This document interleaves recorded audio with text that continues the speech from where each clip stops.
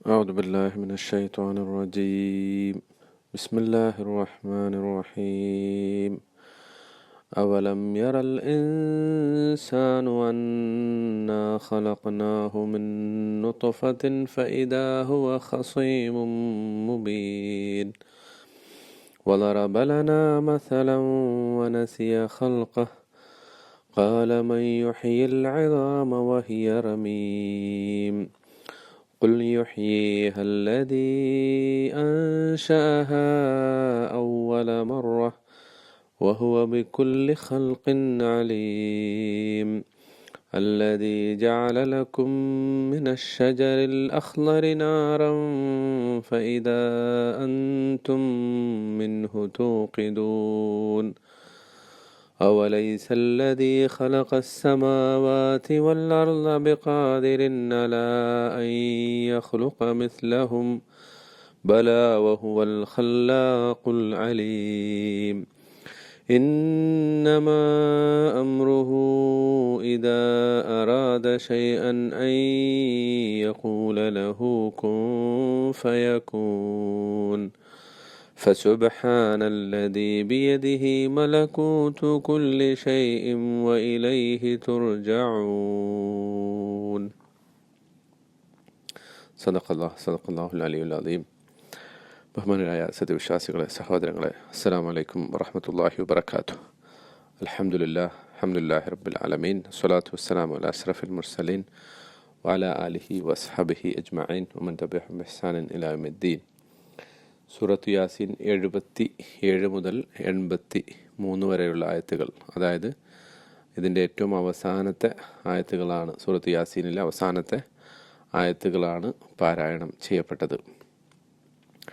അള്ളാഹു സുബ്ഹാനഹു വ തആല പരലോകത്തെക്കുറിച്ച്, പരലോകത്തിനുള്ള തെളിവുകളെക്കുറിച്ച് പറഞ്ഞു പോകുന്നിടത്ത് അതിൻ്റെ ആ തെളിവുകളുടെ ഒരു തുടർച്ചയെന്നോണം മനുഷ്യൻ്റെ ഒരു വാദം ഉന്നയിച്ചിട്ട് ആ വാദത്തിന് മറുപടി പറയുന്ന ഒരു രംഗമാണ്, അല്ലെങ്കിൽ അതിന് ആ മറുപടി തെളിവുകൾ സഹിതം, ന്യായങ്ങൾ സഹിതം പറയുന്ന ഒരു ഭാഗമാണ് ഇത്.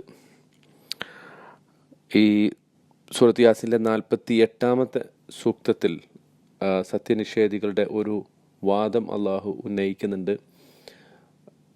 മത്താ ഹാദൽ വഅദ് എന്നാണ് അവരുടെ, വയഖൂലൂന മത്താ ഹാദൽ വഅദ്. അവർ ചോദിക്കുന്നു, എന്നാണ് ആ അന്ത്യദിനത്തിൻ്റെ വാഗ്ദാനം വരിക?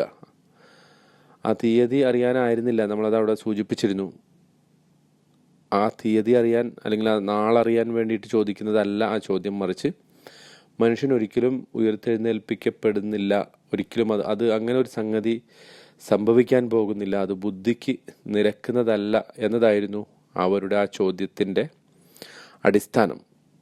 പക്ഷേ അല്ലാഹു സുബ്ഹാനഹു വ തആല ആ ചോദ്യത്തിന് ശക്തിയുക്തം, തെളിവുകൾ സഹിതം, ആ മനുഷ്യനെ അവന് നിഷേധിക്കാൻ കഴിയാത്ത തെളിവുകൾ സഹിതം, വാദങ്ങൾ സഹിതം അല്ലാഹു അതിനിവിടെ മറുപടി പറയുകയാണ്. അതിൽ പ്രധാനമായിട്ടും മക്കയിലെ അവിശ്വാസികളിൽ ഒരാൾ ഒരു ശ്മശാനത്തിൽ പോയി, ഒരു കബറിടത്തിൽ പോയി, അവിടുന്ന് ഒരു ദ്രവിച്ച എല്ലുമായിട്ട് വന്ന് അത് നബി സല്ലല്ലാഹു അലൈഹി വസല്ലമയുടെ മുമ്പിൽ എറിഞ്ഞിട്ട് ചോദിക്കുന്നൊരു ചോദ്യം, അതും ഇവിടെ ഉദ്ധരിക്കുന്നുണ്ട്. അപ്പോൾ ഇതിൻ്റെ വാക്കർത്ഥത്തിലേക്ക് ആദ്യം നമുക്ക് പോകാം, എന്നിട്ട് ഓരോ ആയത്തുകളും വാക്കർത്ഥം പറഞ്ഞ് അതിൻ്റെ ആശയം വിശദീകരിക്കാം. അവലം യറൽ ഇൻസാൻ, ആ മനുഷ്യരെല്ലാവരും, അല്ലെങ്കിൽ മൊത്തത്തിൽ മനുഷ്യവംശത്തെ ചൂണ്ടിക്കൊണ്ട് അള്ളാഹു ചോദിക്കുകയാണ്. അവലം യറൽ ഇൻസാൻ, മനുഷ്യൻ കാണുന്നില്ലയോ, അല്ലെങ്കിൽ ചിന്തിക്കുന്നില്ലയോ? അന്നാ ഖലഖനാഹു, അവനെ നാം സൃഷ്ടിച്ചിരിക്കുന്നു, മിൻ നുത്ഫത്തിൻ, ഒരു രേതസ് കണത്തിൽ നിന്ന്, ഒരു ശുക്ലത്തിൽ നിന്ന്. ഫഇദാ ഹുവ ഖസീമും മുബീൻ, എന്നിട്ടിതാ അവൻ വളരെ വ്യക്തമായ തർക്കിക്കുന്നവൻ, താർക്കികൻ ആയി മാറിയിരിക്കുന്നു. വളറബ ലനാ മസലൻ, അവൻ നമുക്ക് ഉദാഹരണങ്ങൾ ചമയ്ക്കുന്നു. വനസിയ ഖൽഖ, പക്ഷെ അവൻ സ്വന്തം സൃഷ്ടിപ്പിനെ കുറിച്ച് മറന്നുപോകുന്നു.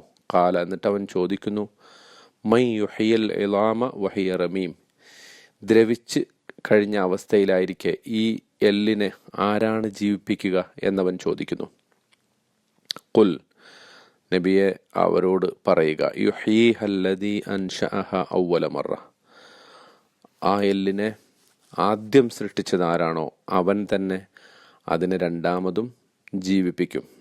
വഹുവ ബികുല്ലി ഖൽഖിൻ അലീം, അവൻ എല്ലാ സൃഷ്ടിപ്പുകളെക്കുറിച്ചും വ്യക്തമായി അറിയുന്നവനാകുന്നു. അപ്പോൾ ഈ 4 1 2 3 ആയത്തുകളിലായിട്ട് അള്ളാഹു സത്യനിഷേധികളുടെ ആ വാദത്തിന് വളരെ വ്യക്തമായ മറുപടി കൊടുക്കുകയാണ്. അതായത് മനുഷ്യൻ ചോദിക്കുന്നു, അവലം യറൽ ഇൻസാൻ, മനുഷ്യൻ കണ്ടില്ലേ, അവൻ ആലോചിച്ചു നോക്കുന്നില്ലേ, അവൻ ചിന്തിച്ചു നോക്കുന്നില്ലേ, അന്നാ ഖലഖ്നാഹു മിൻ നുത്ഫത്തിൻ, അവനെ നാം ഒരു ബീജത്തിൽ നിന്നാണ്, ഒരു ശുക്ലത്തിൻ്റെ, ആ ശുക്ലത്തിൽ അടങ്ങിയിട്ടുള്ള ആയിരക്കണക്കിന് കോടിക്കണക്കിന് ബീജങ്ങളുടെ കൂട്ടത്തിൽ നിന്ന് ഒരു ബീജത്തിൽ നിന്നാണ് അവനെ നാം സൃഷ്ടിച്ചത്.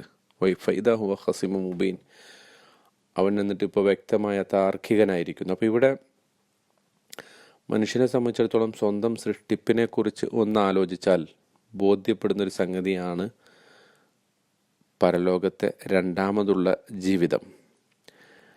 ആ സ്വന്തം ജീവിതത്തിൻ്റെ ഇപ്പോൾ കൈയും കാലും മസ്തിഷ്കവും തലച്ചോറും ബുദ്ധിയും ചിന്തിക്കാനും അതുപോലെ തന്നെ ഒരുപാട് പ്രസംഗിക്കാനും എഴുതാനും ഒക്കെ, ഒരുപാട് കണ്ടുപിടുത്തങ്ങൾ നടത്താനും ആശയവിനിമയം നടത്താനും സാങ്കേതിക വിദ്യയുടെ ഏറ്റവും പുരോഗതിയിൽ വരെ എത്താനൊക്കെ ശ്രമിച്ച് അതിന് സാധിച്ചിരിക്കുന്ന മനുഷ്യൻ തൻ്റെ സൃഷ്ടിപ്പിനെക്കുറിച്ച്, താൻ എങ്ങനെ ഉണ്ടായി എന്നതിനെക്കുറിച്ച് മാത്രം ഒന്ന് ആലോചിച്ചാൽ പരലോകത്തിനുള്ള മറുപടി അവന് കിട്ടും എന്നതാണ് അള്ളാഹു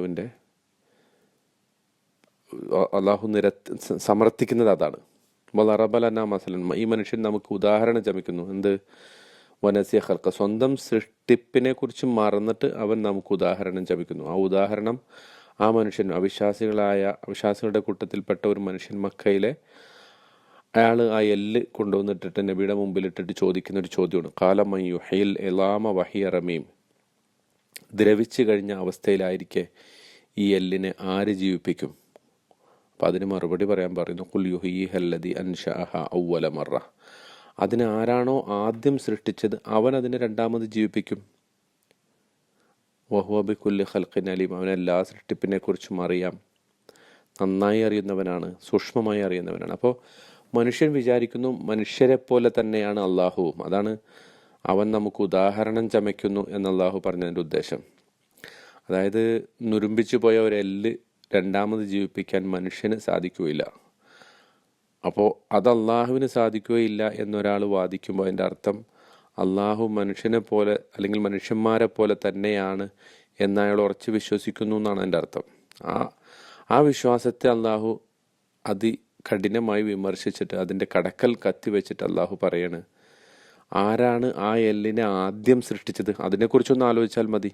ഇപ്പം ഇങ്ങനെ ഒരു എല്ല് നുരുമ്പിക്കാനായിട്ട് ഇവിടെ ഉണ്ടായല്ലോ. ഒരു മനുഷ്യൻ വെറും ഒരു രേതസ്കണത്തിൽ നിന്ന് അവൻ്റെ മാതാവിൻ്റെ ഗർഭാശയത്തിൽ എല്ലാവിധ സംരക്ഷണങ്ങളും ഏറ്റു വളർന്ന് അവസാനം ഭൂമിയിലേക്ക് വന്ന് പിച്ച വെച്ച് നടന്ന് ബുദ്ധിയുണ്ടായി പഠനം, ഗവേഷണം, മനനം ഒക്കെ ഇങ്ങനെയുള്ള കാര്യങ്ങളിലൂടെ അവൻ വലിയ വലിയ ഉന്നതമായ നിലയിലെത്തി നമ്മളോട് തർക്കിക്കാൻ വരുന്ന ഈ അവസ്ഥയിൽ അവൻ ഒന്ന് ആലോചിച്ചാൽ മതി, എങ്ങനെയാണ് അവൻ ആദ്യമുണ്ടായത്? ആ ആദ്യമുണ്ടായ അവസ്ഥയെക്കുറിച്ച് അവന് ബോധമുണ്ടെങ്കിൽ അവൻ ഈ ചോദ്യം ചോദിക്കില്ല, നമുക്ക് ഇത്തരം ഉദാഹരണങ്ങൾ ചമയ്ക്കില്ല എന്നാണ് അള്ളാഹു മനുഷ്യ സമൂഹത്തോട് മൊത്തം പറയുന്നത്.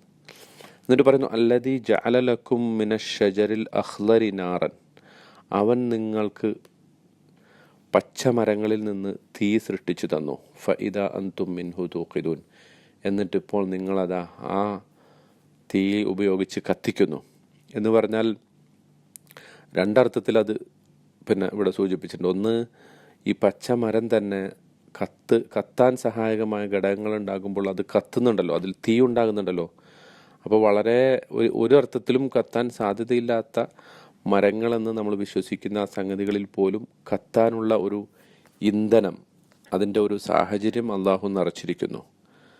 അങ്ങനെയാണ് നിങ്ങൾ കത്തിക്കുന്നത്. പഴയ കാലത്ത് പ്രത്യേകിച്ച് തീ കത്തിച്ചിരുന്ന അവസ്ഥ നമുക്കറിയാം. തീ എന്ന് പറയുന്നത് മനുഷ്യൻ്റെ ജീവിതത്തിൻ്റെ അടിസ്ഥാനമാണ് ഒരർത്ഥത്തിൽ.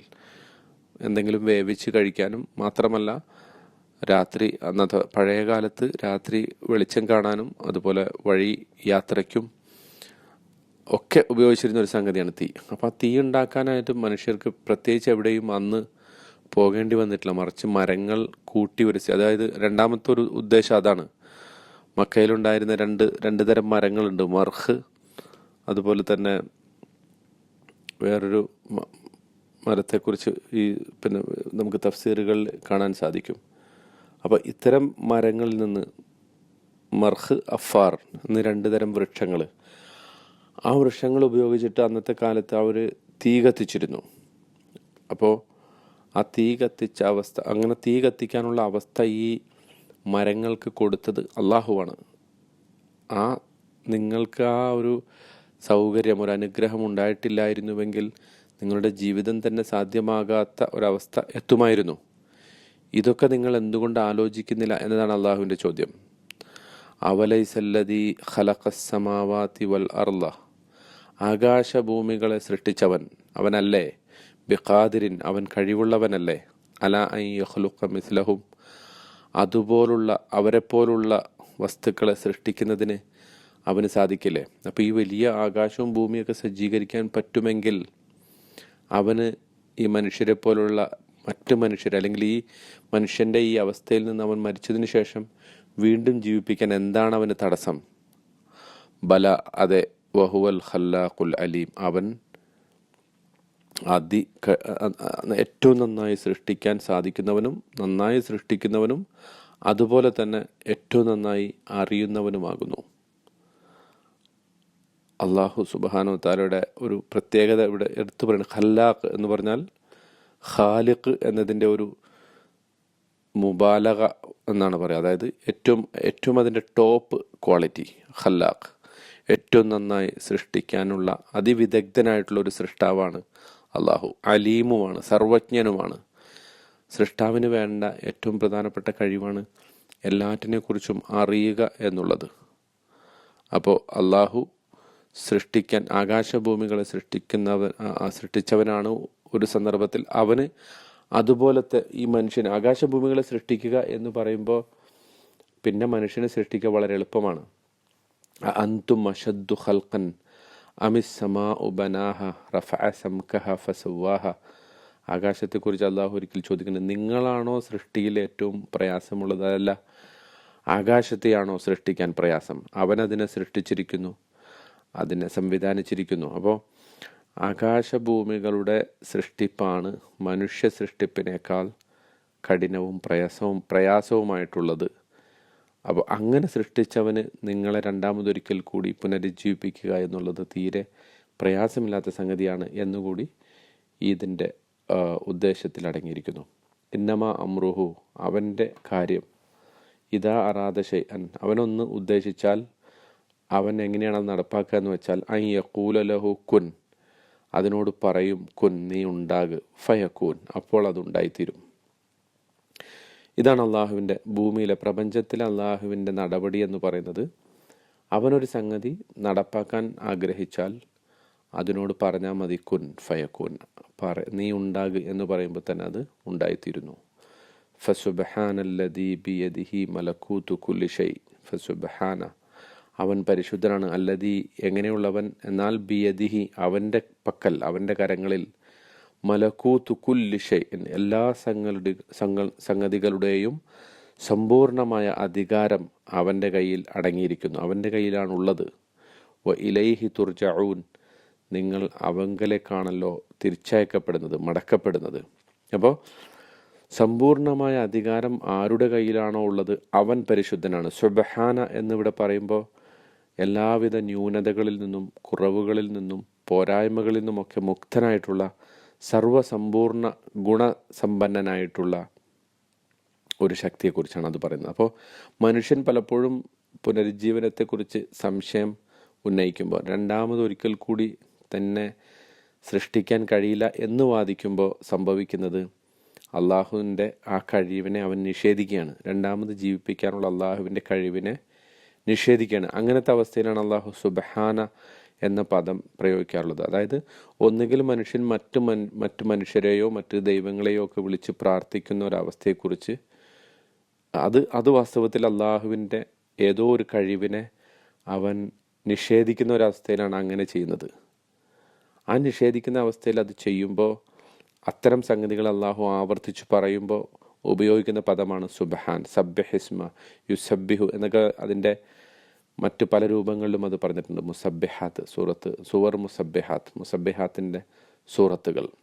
അപ്പോൾ ഇവിടെ അള്ളാഹു ഇത് പ്രയോഗിക്കാൻ കാരണം പുനരുജ്ജീവനം അല്ലെങ്കിൽ രണ്ടാമത് പുനർജന്മം നൽകാൻ കഴിവുള്ളവൻ എന്ന അള്ളാഹുവിൻ്റെ ഗുണത്തെ, എന്തും സൃഷ്ടിക്കാൻ കഴിവുള്ളവൻ എന്ന അള്ളാഹുവിൻ്റെ ഗുണത്തെ മനുഷ്യരിൽ ചിലർ നിഷേധിച്ചു. അതിനെക്കുറിച്ച് അള്ളാഹു പറയുന്നു, ഫസുബ്ഹാനല്ലദീ ബിയദിഹി മലക്കൂതു കുല്ലി ഷൈ, സകല സംഗതികളുടെയും അധികാരം കയ്യിലുള്ള അവനാകുന്നു സമ്പൂർണൻ, സാരസമ്പൂർണൻ. അവനാകുന്നു സകലവിധ ന്യൂനതകളിൽ നിന്നും മുക്തനായിട്ടുള്ള പരിശുദ്ധൻ.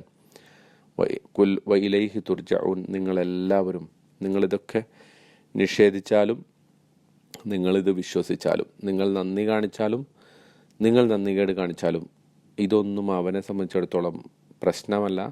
അന്തിമമായിട്ട് നിങ്ങളെല്ലാവരും അവൻ്റെ മുന്നിൽ ഹാജരാക്കപ്പെടുന്ന അവസ്ഥ ഉണ്ടാകും എന്ന് അല്ലാഹു സുബ്ഹാനഹു വതആല ഈ അവസാനത്തെ ആയത്തിലൂടെ ഉത്ബോധിപ്പിക്കുന്നു. അപ്പോൾ സൂറത്ത് യാസീനിൽ പ്രധാനമായിട്ടും ഈ ഒരു പ്രമേയമാണ് അള്ളാഹു കൈകാര്യം ചെയ്തത്. ഒന്ന്, അള്ളാഹുവിൻ്റെ ഏകത്വം; രണ്ട്, പ്രവാചകൻ്റെ പ്രവാചകത്വത്തെക്കുറിച്ച്; മൂന്ന്, പരലോകത്തെക്കുറിച്ച്. തൗഹീദ്, റിസാലത്ത്, ആഖിറത്ത്, ഈ മൂന്ന് വിഷയങ്ങളാണ് സൂറത്ത് യാസീനിൽ പ്രത്യേകമായി കൈകാര്യം ചെയ്തു. നബി സല്ലല്ലാഹു അലൈഹി വസല്ലമയുടെ മക്ക കാലഘട്ടത്തിൽ അവതരിച്ച ഈ സൂറത്തിൻ്റെ ഏറ്റവും സുപ്രധാനമായ ഒരു ദൗത്യം എന്ന് പറയുന്നത് അന്ന് നിലവിലുണ്ടായിരുന്ന ഇത്തരം സംശയങ്ങളെ, ഖുറൈശികളിൽപ്പെട്ട പ്രമുഖരുടെ ഇത്തരം സംശയങ്ങളെ അതിൻ്റെ കടക്ക് കത്തിവെച്ചുകൊണ്ട് അതിന് മറുപടി പറയുക, യുക്തം അതിന് മറുപടി പറയുക എന്നതായിരുന്നു. ആ മറുപടികളാണ് അല്ലാഹു സുബ്ഹാനഹു വതആല ഈ സൂറത്തിലൂടെ പല രൂപത്തിൽ, പല ഉദാഹരണങ്ങളിലൂടെ, ഒരുപാട് ശാസ്ത്രീയ സത്യങ്ങളിലൂടെ, അതോടൊപ്പം മനുഷ്യന് നിഷേധിക്കാൻ കഴിയാത്ത പ്രസ്താവനകളിലൂടെ അള്ളാഹു നമ്മുടെ മുന്നിൽ എത്തിച്ചത്. അങ്ങനെ സൂറത്തു യാസീൻ്റെ അർത്ഥവും പരിഭാഷയും ഒരു ചെറിയ രൂപത്തിൽ നമ്മളിവിടെ അവതരിപ്പിച്ച് കഴിഞ്ഞിരിക്കുകയാണ്. ഇൻഷാ അല്ലാഹ് ഇനി അടുത്ത ഒരു അധ്യായവുമായി നമുക്ക് വീണ്ടും ഈ ക്ലാസ്സിൽ കണ്ടുമുട്ടാം. അല്ലാഹു സുബ്ഹാനഹു വതആല നമ്മെല്ലാവരെയും പരിശുദ്ധ ഖുർആൻ മനസ്സിലാക്കുകയും അതിനനുസരിച്ച് ജീവിക്കുകയും ചെയ്യുന്ന ആളുകളുടെ കൂട്ടത്തിൽ ഉൾപ്പെടുത്തി അനുഗ്രഹിക്കുമാറാകട്ടെ. ഖുർആൻ മുഖേന നാളെ പരലോകത്ത് വിജയിക്കുന്ന ആളുകളുടെ കൂട്ടത്തിൽ അള്ളാഹു നമ്മെ ഉൾപ്പെടുത്തി അനുഗ്രഹിക്കുമാറാകട്ടെ. ഖുർആൻ ശുപാർശകനായി വരുന്ന ഒരവസ്ഥ അള്ളാഹു സുബ്ഹാനഹു വതആല നമുക്കെല്ലാവർക്കും നൽകി അനുഗ്രഹിക്കുമാറാകട്ടെ. വആഖിറു ദഅവാന അനിൽ ഹംദുലില്ലാഹി റബ്ബിൽ ആലമീൻ. അസ്സലാമു അലൈക്കും വറഹ്മത്തുള്ളാഹി വബറകാതുഹു.